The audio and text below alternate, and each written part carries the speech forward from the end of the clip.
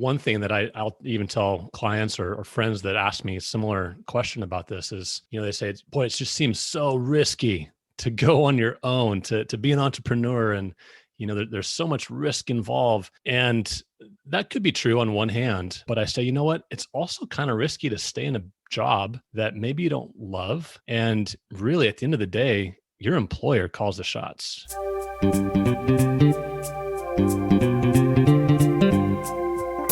Hi, and welcome to the Innovative Mindset Podcast. I'm your host, Isolde Trachtenberg. On the show, you get my conversations with peak-performing thought leaders, creatives, and entrepreneurs. We explore how you can innovate through creativity, compassion, and collaboration. I believe that innovation combined with compassion and creative thinking can save the world, and I aim to bring you ways you can do it too. If you're enjoying the show, I'd be super grateful if you can support it by buying me a cup of coffee. You can buy me a cuppa at buymeacoffee.com/Isolde. And now, let's get on with the show.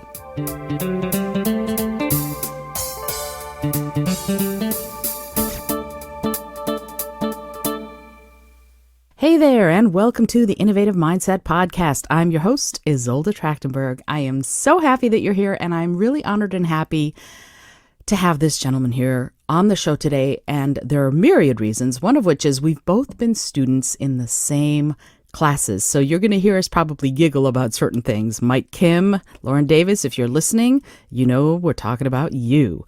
Chris Niemeyer helps business owners design a business lifestyle they love by working smarter, not harder. As a business advisor and consultant, Chris's Freedom Business System, you know I love that already, helps you work in your sweet spot so you work less, make more, and spend more time with your loved ones. For years, Chris ran his first multi-million-dollar company mostly alone. When he became a father, he systematized, hired, and raised up a team to run his business so he could be more engaged at home and travel with his family. Nowadays, you're going to find him coaching and consulting other entrepreneurs how to work smarter, not harder, by systematizing your business. I need all the help I can get with that, so I'm really excited to talk to Chris about it. Chris is a family man to the core and is likely with his wife and 4 young kids at a beach in Florida or coaching their sports activities when not traveling the world together. Wow, Chris, thank you so much for being here. Welcome. Isolde, thank you. It is a pleasure. You have some amazing guests, and I have listened. You are just a great communicator and interviewer. So I'm just excited to be here. Thank you again for the opportunity. Oh, it's my pleasure. My pleasure. I appreciate your kind words. It's very sweet. I want to jump into something that you said, and I adore it. You said that you believe that we were all created for a purpose and we need to get realigned to that. I would love to hear from you what you mean. First of all, we were all created for a purpose. And what purpose would that be? Is it individual or is it something that's bigger than one individual person? And how do we get realigned to our purpose? What's the process someone would go through to be able to do that? Yeah, great question. Well, and I am going to speak through and kind of talk through, I guess, my lens of faith. So I just believe that there's a greater purpose that we all have.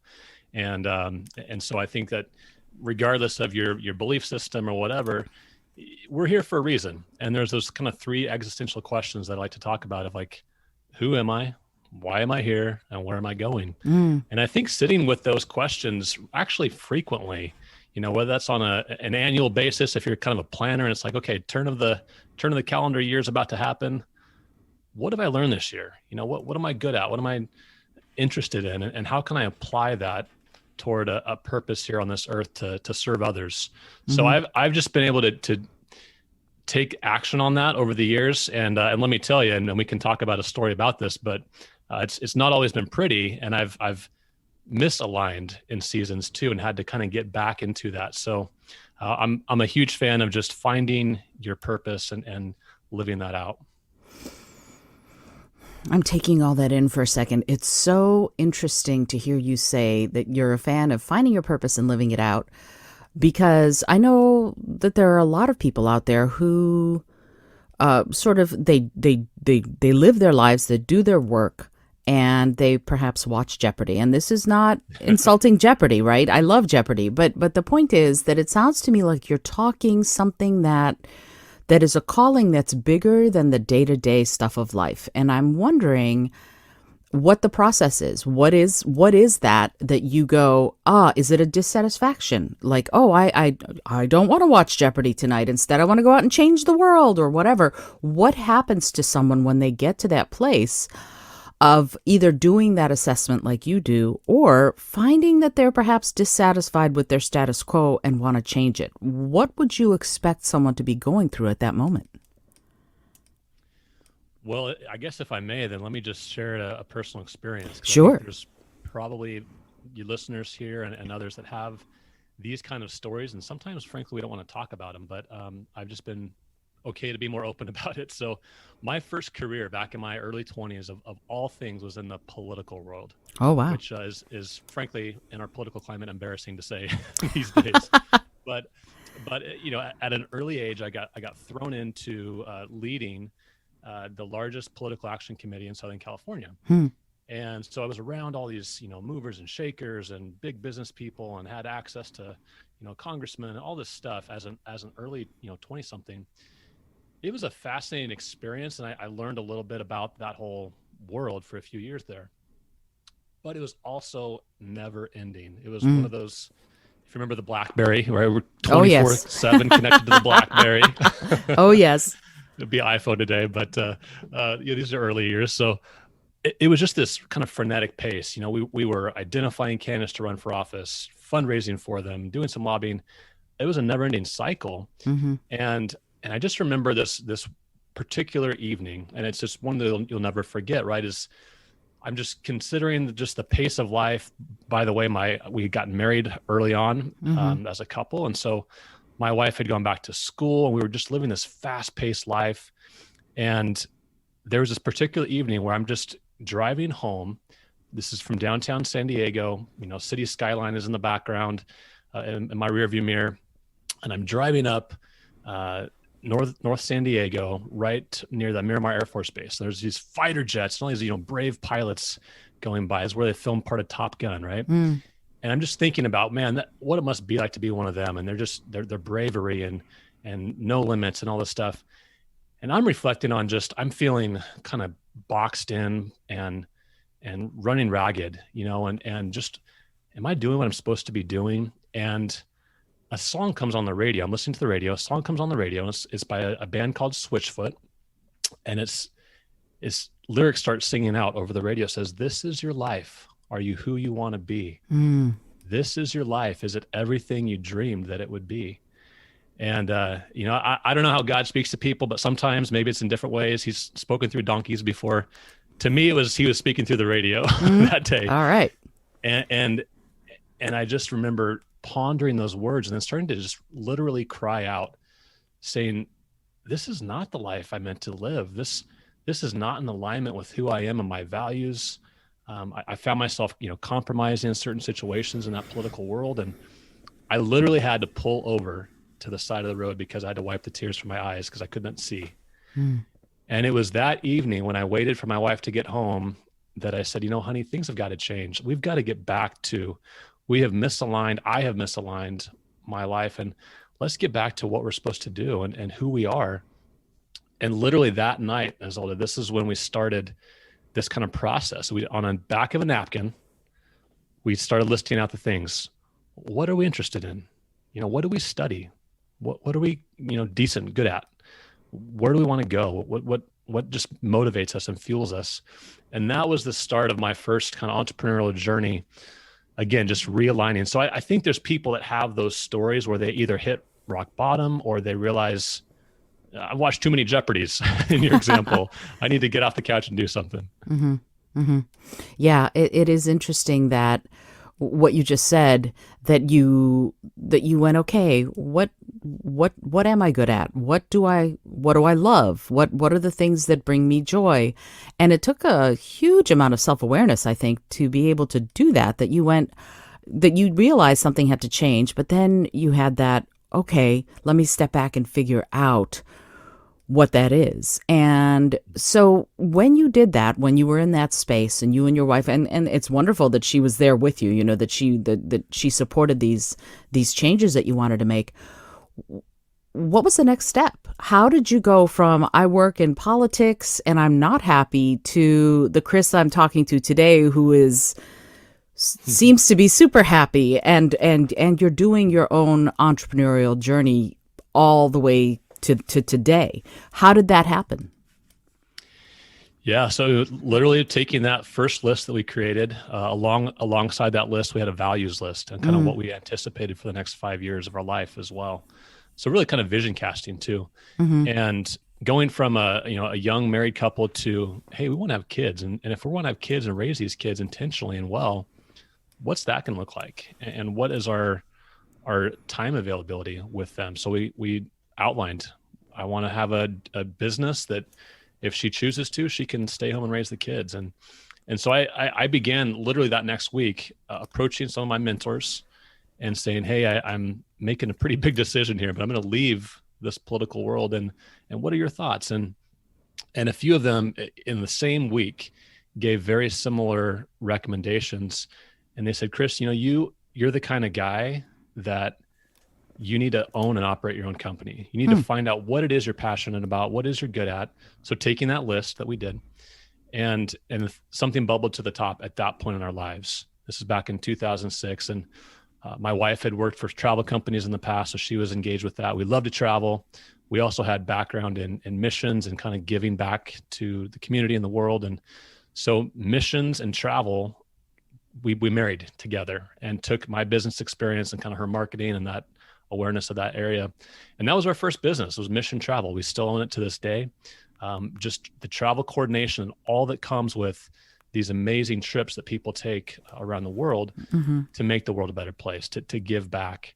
And so that was the foundation of our journey. And it was one where, hey, it's a home-based business. I'm working from my laptop. I can choose, when I want to take a quick break to play with the kids or not. And so that was for us kind of how we started that next step. I love that you're location independent. That's really cool. I feel like I'm dancing around a question that I want to ask, and I'm not quite sure how to ask it. You went from being someone who had a job, who was working for others, to you shifted to having your own business. What was that like? What was this is the innovative mindset. How did you innovate? What did you do after the first business that you started to get you okay with it? Because the thing that concerns me, honestly, is that there are a lot of people who think that they could be entrepreneurs, but actually they might not be well suited for it. Or there are a lot of people who are well suited to be entrepreneurs, but they are staying sort of stuck in a job because they might be nervous or scared. How do you tell what is the best way for your mindset to shift in order to be able to do what you've done? Yeah, great question, and some complexities there too. But one thing that I'll even tell clients or friends that ask me a similar question about this is, they say, boy, it just seems so risky to go on your own, to be an entrepreneur, and there's so much risk involved.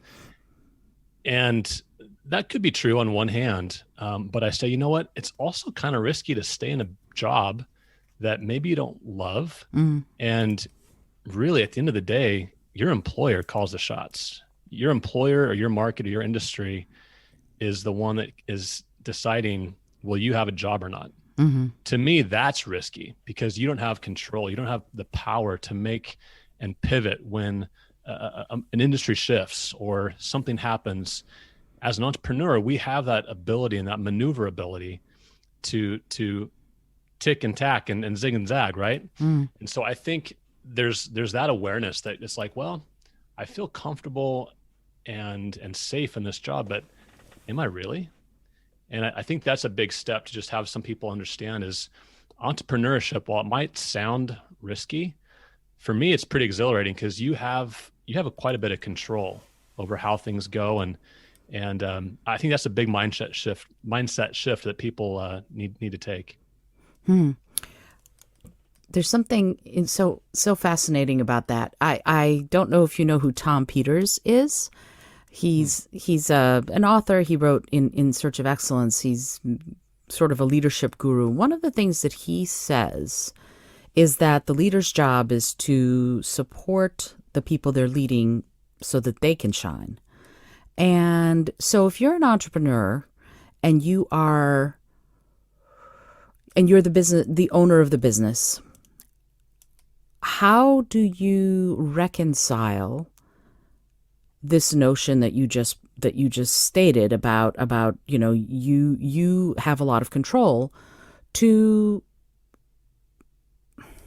I guess, hiring or developing the team that will help the business, but also that you can support so that they shine? Does that sound?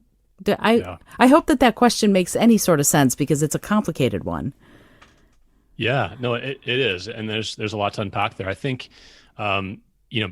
predominantly in our culture, perhaps, and maybe worldwide, there are just a lot of unsatisfied employees because they don't have the right kind of leaders, whether that's the manager or the CEO or the C-suite folks.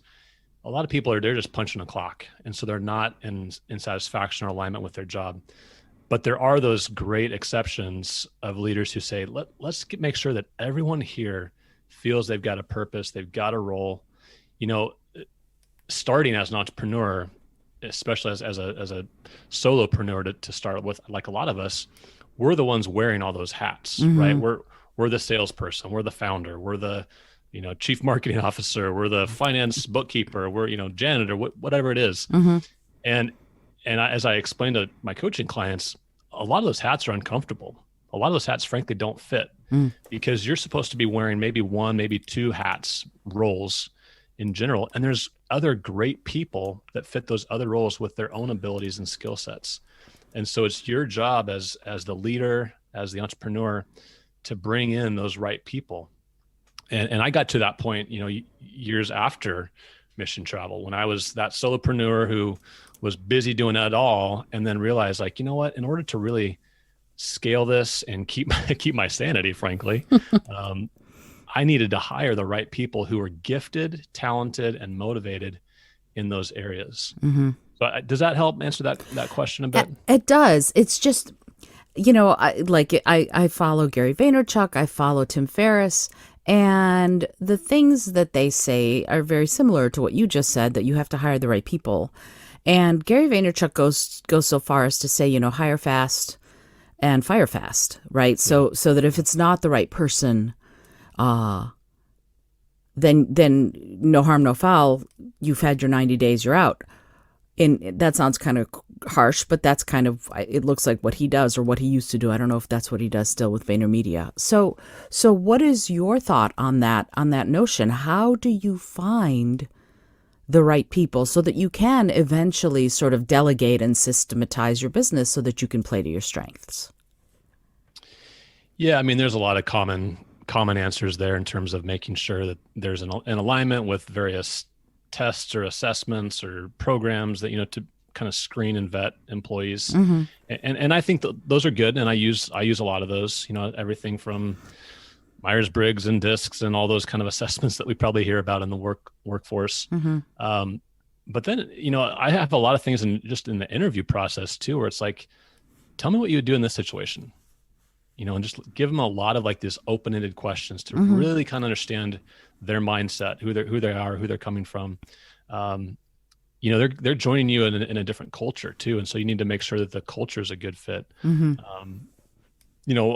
With my travel company, it's all work from home. I have employees that are scattered across the country. So I need to make sure that if you're coming from a regular brick and mortar, retail store down the street, that you're going to be comfortable working really kind of isolated. We've got certain chat features and video and all that kind of stuff, but at the end of the day, you're kind of isolated. And how are you with your time? And so just asking some of those questions about some of those things to ensure that it is a good fit. Resumes, assessments, that all helps, but sometimes just those really qualified, open-ended questions can spur some dialogue and maybe raise some flags as well.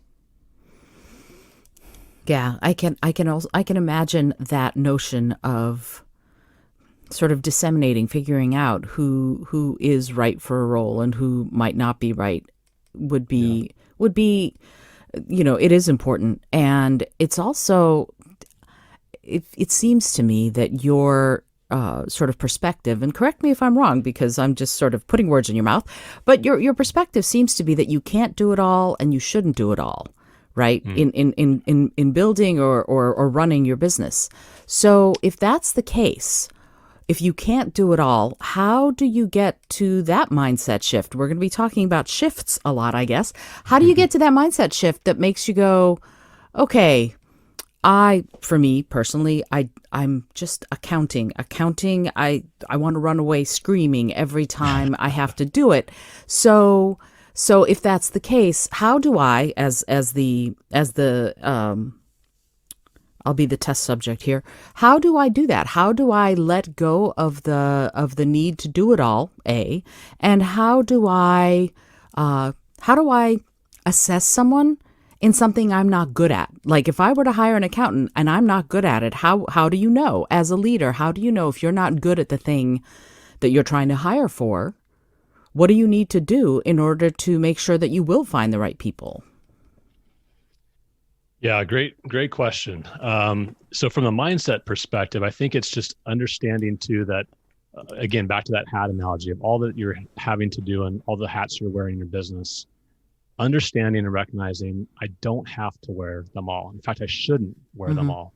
If my business is going to grow and scale to where I want it to be, and for me to just work in my sweet spot, I've got to delegate. I've got to let other people do that. And that's one thing. I mean, just taking a look at your business and go, if you have to show up every day, day in, day out, hour by hour, doing the routine maintenance tasks that you're doing in your business, I hate to tell you, but you don't really have a business, you have a job. Mm.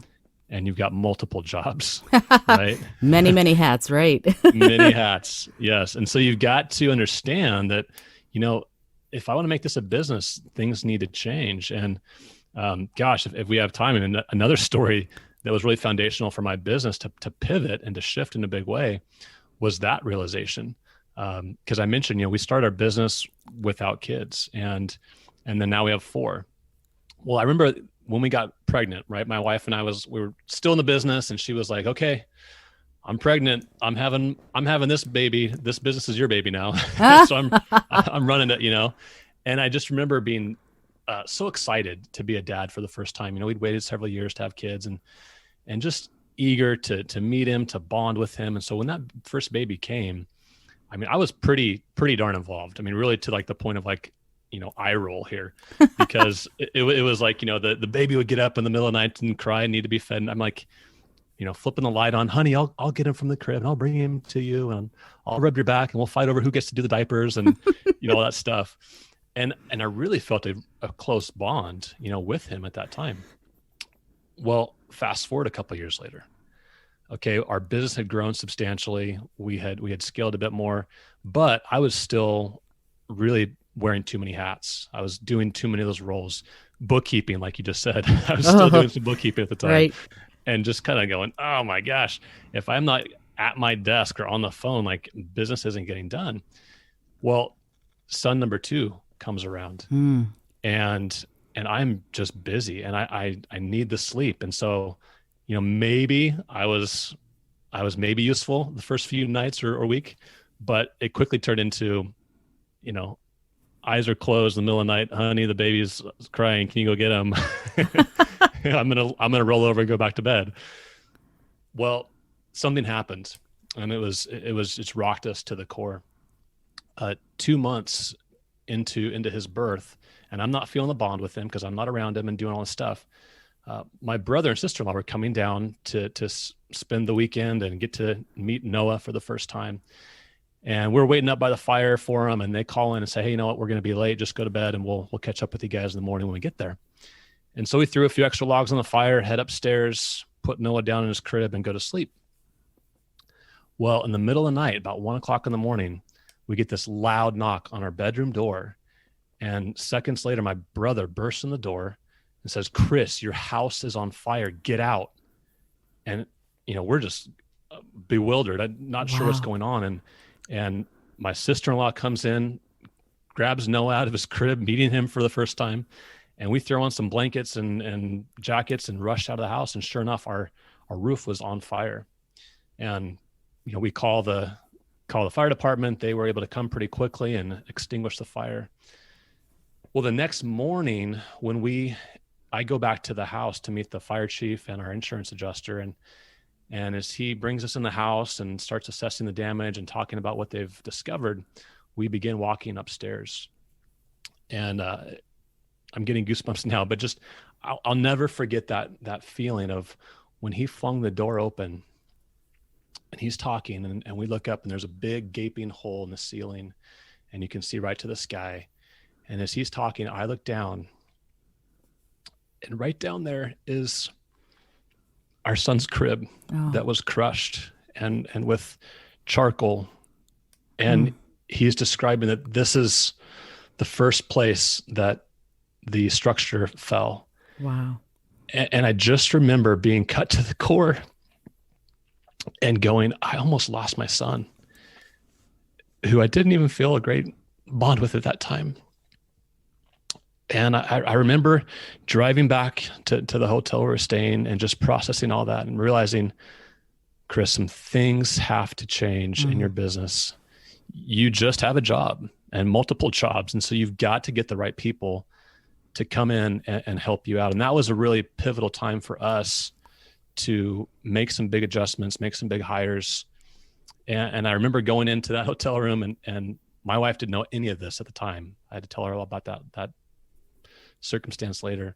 But I just remember grabbing Noah in my arms. He's 2 months old and just kissing his little bald head and going, things are going to be different. And that was just the start of a new chapter in our business, a new chapter in our life where, I wanted to be a super present father. I didn't care what the business was going to do or how it was going to scale. I just wanted to be engaged and active as a daddy. That was my biggest role and the most comfortable hat that I wanted to wear, and knew that everything else would work itself out. So for me, that's just one of those example stories of going, you have to get to a point where you realize those roles aren't going to work and you've got to find the right people to get engaged with them. So for what it's worth, I don't know if that answers fully your question, but that was a foundational time to have that shift in the business mindset. Oh, well, you answered 1,000 questions there. I don't think it was just one. Thank you so much for sharing that. And I'm so glad that Noah and all of you were, that you were all okay. Wow. Yeah. I just want to honor that for a second. I'm just so glad that you, Thank you. Yeah. Wow. It's, and it's funny because the notion of being purpose driven or purpose led, it's very clear to me that you have that you are purpose driven and work from that truth, obviously. And so to bring it back to application, to sort of being practical, when you had that realization, when you realized that being a daddy was the most important thing, being a dad, a husband, a family member, how did you take that into your business and systematize it and make it so that you could focus the bulk of your energy on your family? Yeah. And I use this in how I lead coaching clients now too, that are entrepreneurs that want to get out of their grind like I was. Mm-hmm. And I give this analogy that, you need to take a look at your business as a big skyscraper. So just pick a skyscraper from your, nearest downtown and look at that building and go, that building represents my business. And every floor on that building represents a department, a function of your business. So on one level, you've got your sales, and one level you got customer service, one level you got finance or HR, or whatever it is for your business. Where do you want your suite to be? Which level, which floor, where do you want your sweet spot to be? And to understand, you need to work in that realm. And you can take the proverbial elevator and go back and forth every once in a while and check in on the sales team or the marketing team or whatever. But you need to be in your sweet spot. And so just identifying that, to take a look at your business from a 30,000 foot view and go, what are the key components of my business? And then practically speaking, it's looking at, okay, what is still inside my head, which is usually the case for founders and CEOs. There's so much in your head that you've never documented, that you've never systematized or put a standard operating procedure in place. And so I remember literally after that whole fire experience going, okay, I need to do a really much better job of documenting everything that I do in my day, and what are the top 10 procedures or SOPs I need to put in place.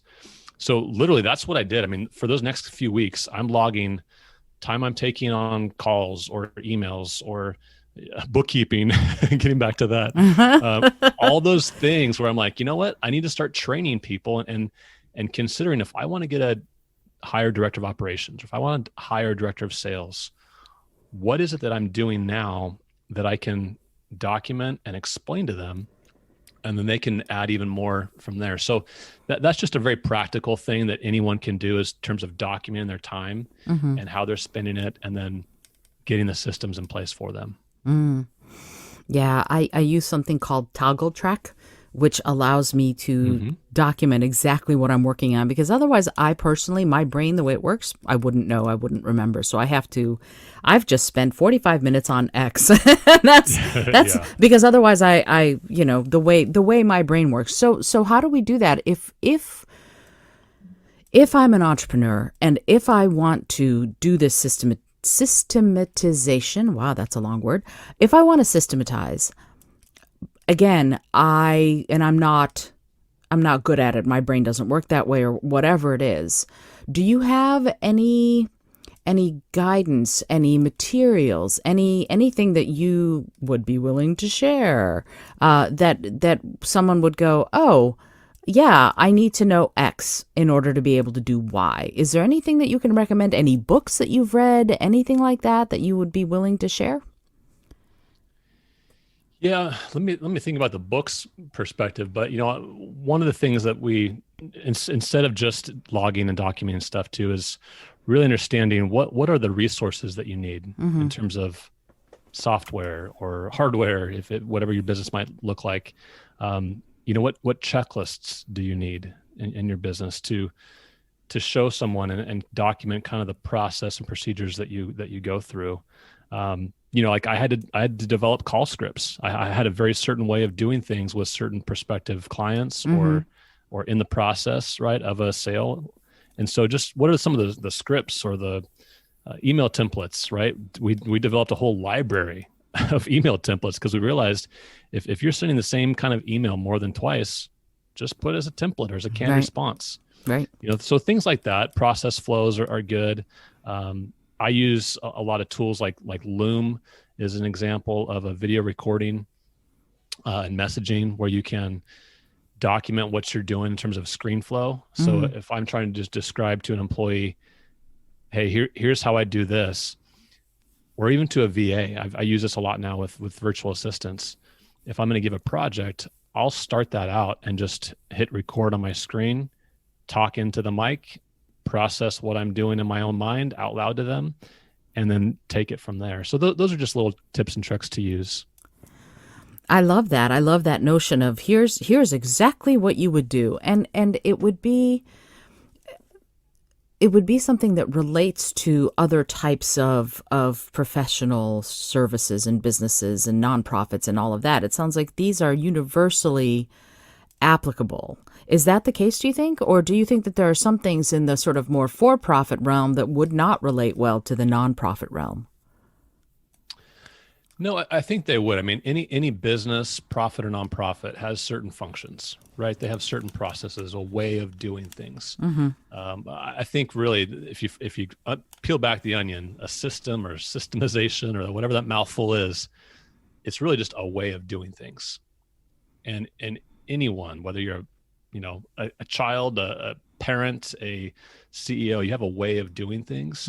So that can apply to just about anything in any industry. Yeah, I wonder about that. I mean, I work a lot in the space of people who are doing as I said, social impact and environmental impact. I worked at NASA for over 20 years. What can I say? It Mm-hmm. it doesn't go away.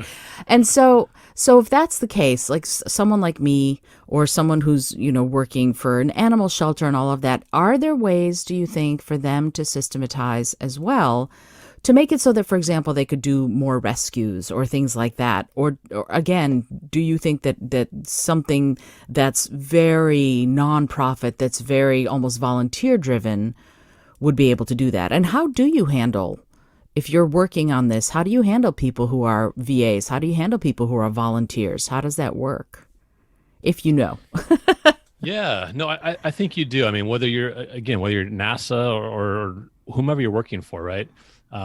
There's a way of doing things. And so let's just say you're a volunteer and you're working for rescues. You have a way of doing something when you get that call or that lead that there's an opportunity. Mm-hmm. What do you do next? Who do you call? How do you vet if that's an actual real live opportunity? What are the metrics or whatever that might look like in terms of the industry language Mm-hmm.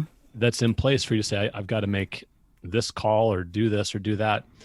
It's kind of like that if then this Mm-hmm. scenario, which there's technology for now, but how would you do that? Or taking it to an extreme, a pilot has something like 130 point checklist that he's got to tick off before he even turns on the propellers. Mm-hmm. And so that's just a huge safety precautionary Sure. type of checklist. Mm-hmm. But I think anyone, profit or nonprofit, has that ability. And then the second part of your question about, training a VA or checking in or whatever, I'm just a big fan of checking in with people routinely. So whether it's a VA or, I do a lot of real estate deals these days on the side. If I've got a contractor working on a project and it's a, 4-month or 6-month project, in our contract, we actually have something in place where it says, hey, every 2 weeks, we're just gonna have a 5-minute call. I just want to check in. How's it going? Give me some updates. I do a lot of stuff out of state, so I'm not even near where these projects are going on. But just to here's how things are going, or snap a couple pictures. The same can be done with a VA or an employee, whether they're working, the next desk over or countries away. Those kind of things can be done. That gives me such hope for myself. You can do it. You can do it. I certainly hope so. Yeah, I'm at that point, where this podcast requires more help, more work than I can do in one 24-hour or 7 24-hour periods. So you mentioned something about real estate deals, and we talked a little bit about this before we started recording this chat, that you have gotten into both real estate and cryptocurrency. Can you talk a little bit about that? First of all, cryptocurrency is one of those things that I've read about, and I honestly have no real fundamental idea of what cryptocurrency is. So could you take a second and describe what it is and also what you're doing with it? Sure. Yeah, this is something I've just been talking a little more openly about here in the past several months, especially on social media. But and I'll answer the first part of that question after. But cryptocurrency really is a digital currency, and so we're all now used to having it in our hands and our phones. We can do just about anything digitally. Sure. Right. Whether you want to or not, you have the capability to load your credit cards and check out at the grocery store or, Nordstrom, and it's all done digitally. So we're used to that now. And so cryptocurrency, and Bitcoin's kind of the gold standard in that people might hear about in headlines, is built on a technology called the blockchain. Mm-hmm. And again, this could be a whole nother episode, but the technicality of the blockchain is just, it's an open sourced ledger of transactions. And so let's go back to like bookkeeping as an example, because it keeps on coming up in this episode for whatever reason. It's gonna be sponsored by a bookkeeper, that's CPA. Right. Because I'm so terrible at it. I keep gnawing away at it. That's what it is. Right. So let me give this example, right? So in the old days, we had a file cabinet, right? And the file was in our own office, and we kept the ledger, we kept the books, so to speak, but only we had access to that. Right. In the blockchain, and technology, it's all open source out there in the network. We can see exactly what's there. And so I give this example in the previous decade, there was this massive accounting scandal that was by Wells Fargo. Wells Fargo created 3.5 million fake accounts, fake credit card Wow. accounts, fake checking accounts, savings accounts, all this stuff. They created that internally in people's names so they can get bonuses and kickbacks and commissions, all this stuff. Well, it was exposed. Wow. If that were on the blockchain, that couldn't happen. But because it was in-house, they had full control. They had secrecy on it. Blockchain provides the transparency. And so, again, there's a lot of complexities to cryptocurrency, but it's just a medium of exchange that can be bought or sold, transferred over if you own it, and you can start using it. People literally now can buy a Tesla with Bitcoin. They can transfer funds into their Starbucks app and buy a coffee with it. So its usage is exponentially being utilized in new ways these days. Okay. That's very cool. And also immediately I go, what are the governments of different countries going to say about something that does not seem to require their oversight? How does that work? Yeah, and that's a great question, because I think you're going to see a lot more scrutiny and regulation about this. Right now, even just here in this country, whether it's the SEC or the IRS, they're looking at different ways. Is cryptocurrency a currency? Is it an asset? There's ramifications for how they classify that. In India, there's a bill going through Parliament right now to ban cryptocurrency. Wow. And so how could that happen? Frankly, there's a lot of people in speculation saying they can't really do that because it's not something that's like a physical, thing you can ban. And so there's a whole discussion about what will happen with that. Wow. I just got involved because I'm curious, and back to my mentors 16 years ago, they outlined, they said, Chris, there's kind of 3 areas of a great way to make a living, make a life, perhaps generational wealth for yourself. And that is, number 1 was entrepreneurship, owning and operating a company. Number 2 was real estate and various aspects of that, development or construction business or top realtor. And number 3 was financial markets, be a hedge fund, be a trader, whatever. They said, and these guys I respected greatly, and they were very successful financially anyway. They said the secret, though, is if you're going to go that first route as a business owner and entrepreneur, is to take your profits and dump them in those 2 other classes as quickly as possible to really kind of grow the 3-legged stool of financial wealth and independence.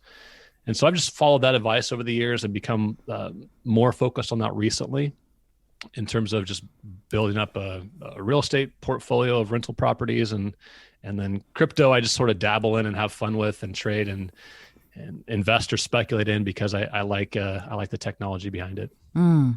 It's so fascinating that the 3-legged stool. To me, what that does, what made me go, ooh, sit up and take notice, is the notion that if you want to have, like you said, independence, for you, it seems to be time with your family and being the best dad you can be, and that's fabulous. And for someone who wants to, for example, like me, have a nonprofit that works to stop poachers in Africa, then those kinds of investments, those kinds of activities would go well to free up the time, so that I could focus on those things. So talk to me a little bit about that, if you would. The allocation, because the way I live is you've got one life, make it count. So for me, I want to see what are the possibilities, right? And so it sounds to me like you are sort of the poster boy for this kind of triple threat, if you will. What are your thoughts on that as far as allocating that purpose-driven life? Maybe it's not for business. Maybe it is for you set it up so that you can have your business, have your real estate or cryptocurrency or whatever those things are for each individual person, so that you can then be free to do what else you want to do. How do you feel about that? Yeah, it's a great question. I mean, it gets back to, again, purpose and values too. And so, like you described, each person needs to understand clearly what it is they're focused on. What makes an ideal lifestyle for you? Is it involved in some nonprofit activities or things halfway around the world or across the street that's going to fill you up and fill you up your purpose cup, so to speak. Again, for me, it's all about family, and being the best husband and father I can be, and raising these kids in a way that gives them opportunity and purpose within themselves. And I'm involved in other things as well, and nonprofits and such. But for me, that's my biggest focus in this season of life. My youngest is 5, so I've got maybe 13, 14 years of her possibly being under the roof. I don't know how that's an old boomerang effect thing works, but we'll see. We got 4 kids. I'm pretty sure we'll have some kids around for a while.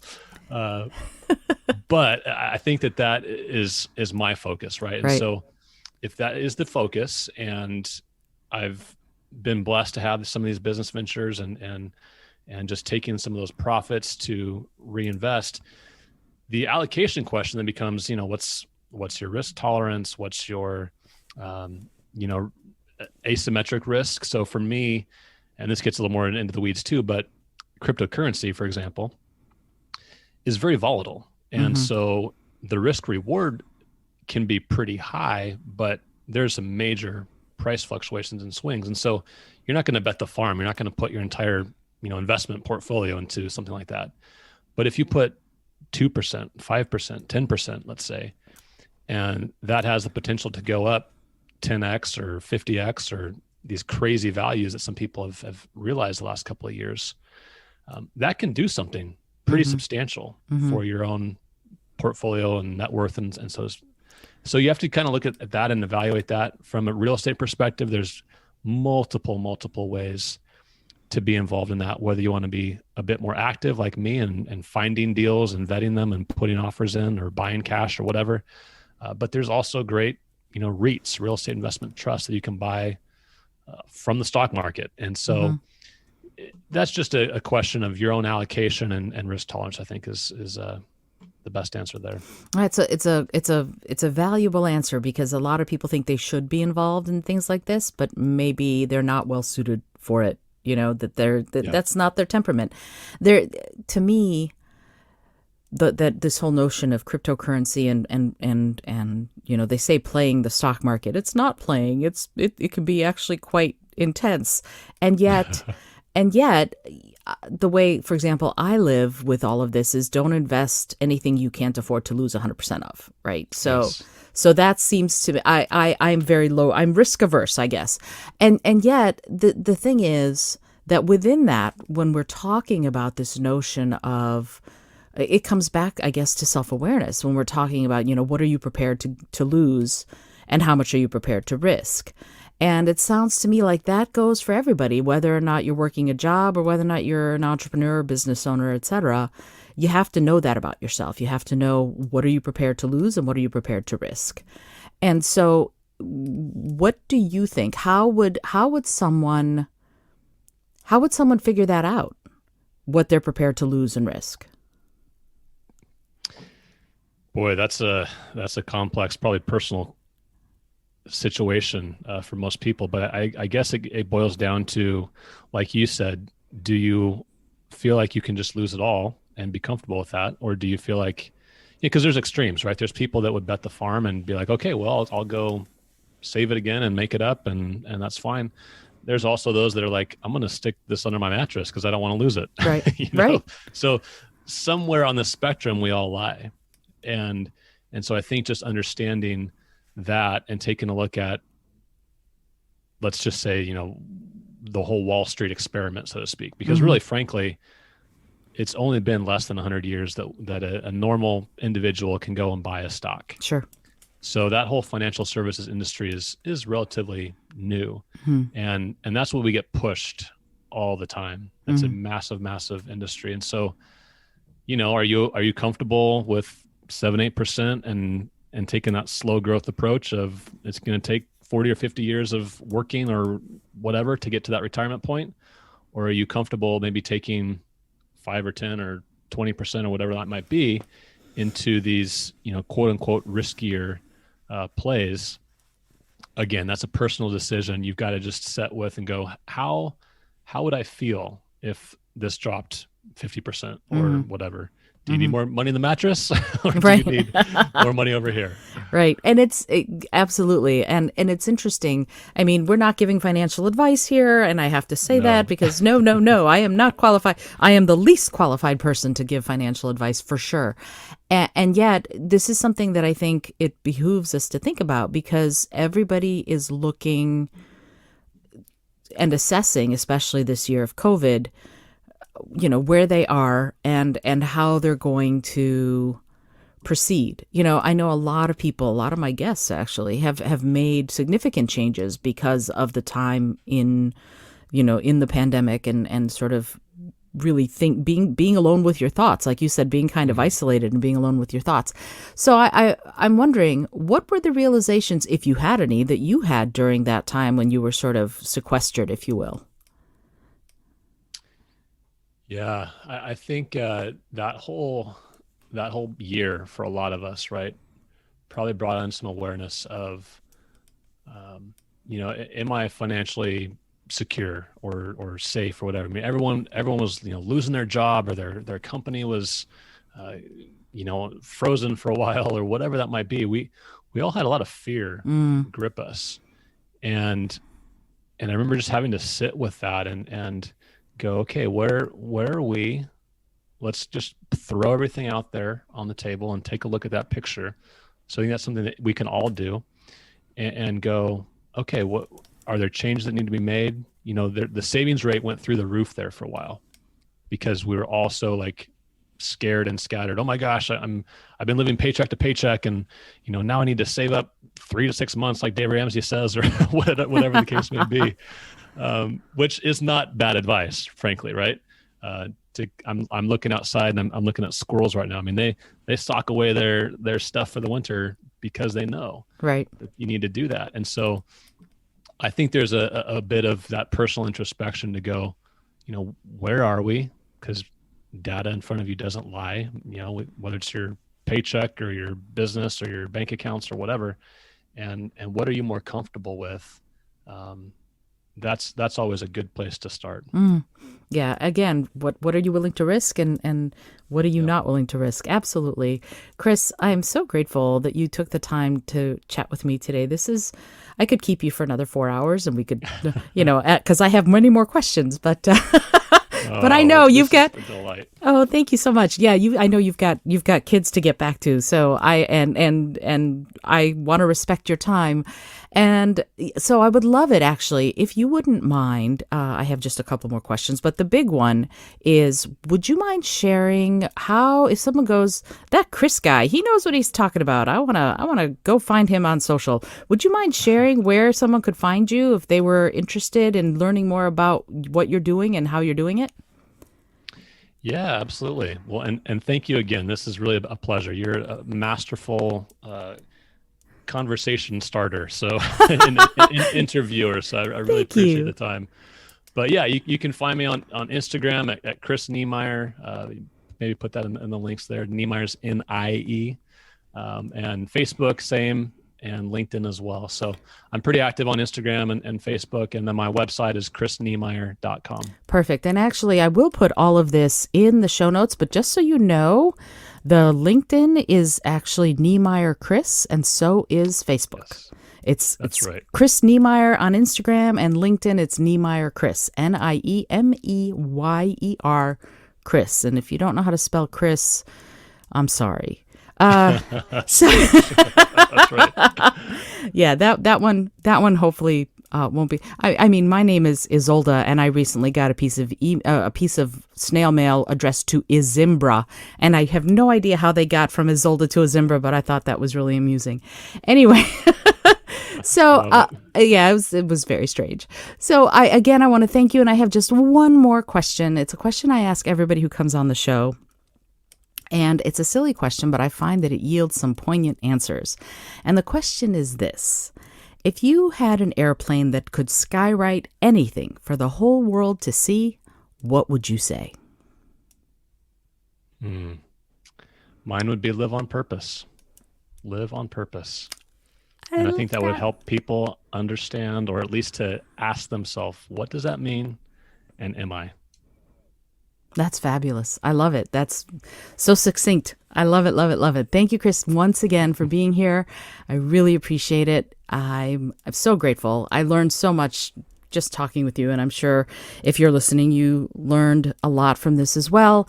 And you need to go find Chris Niemeyer on Instagram, LinkedIn, Facebook, and on his website. See what he's up to, because obviously he's doing some really cool stuff. This is Isolde Trachtenberg for the Innovative Mindset Podcast. If you're liking what you hear, do me a favor.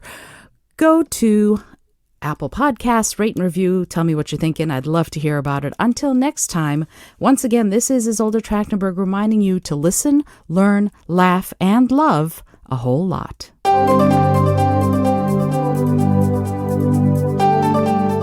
Thanks so much for joining me today. I really appreciate you being here. Please subscribe to the podcast if you're new. And if you like what you're hearing, please review it and rate it and let other people know. And if you'd like to be a sponsor of the show, I'd love to meet you on patreon.com/innovative mindset. I also have lots of exclusive goodies to share just with the show's supporters there. Today's episode was produced by Isolde Trachtenberg and is copyright 2021. As always, please remember this is for educational and entertainment purposes only. Past performance does not guarantee future results, although we can always hope. Until next time, keep living in your innovative mindset.